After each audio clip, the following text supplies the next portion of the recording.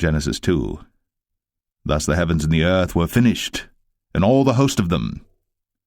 And on the seventh day God ended his work which he had made, and he rested on the seventh day from all his work which he had made.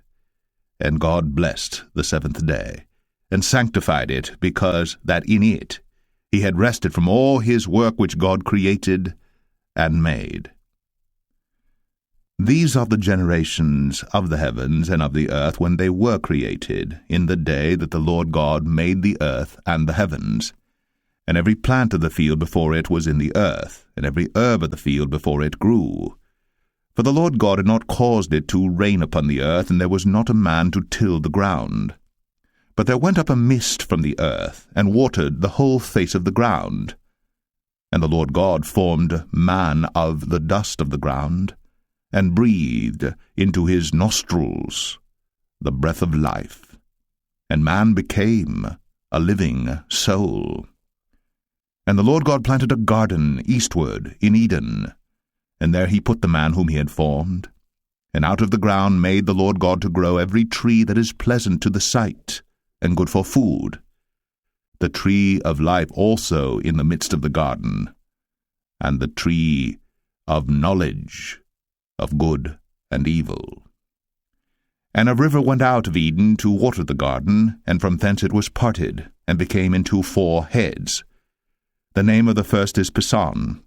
That is it which compasseth the whole land of Havilah, where there is gold.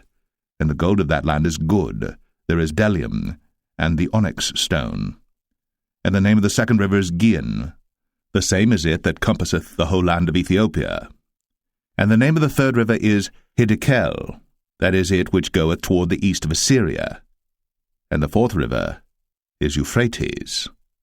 And the Lord God took the man, and put him into the Garden of Eden to dress it, and to keep it.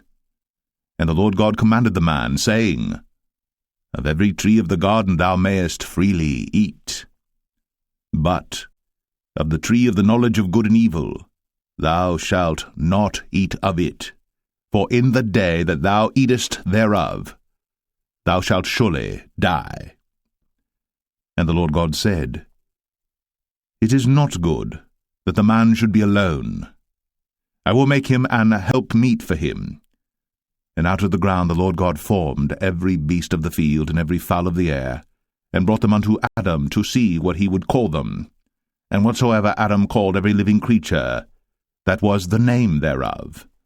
And Adam gave names to all cattle, and to the fowl of the air, and to every beast of the field. But for Adam there was not found an helpmeet for him.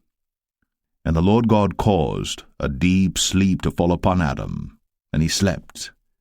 And he took one of his ribs, and closed up the flesh instead thereof. And the rib which the Lord God had taken from man made he a woman, and brought her unto the man. And Adam said, This is now bone of my bones, and flesh of my flesh.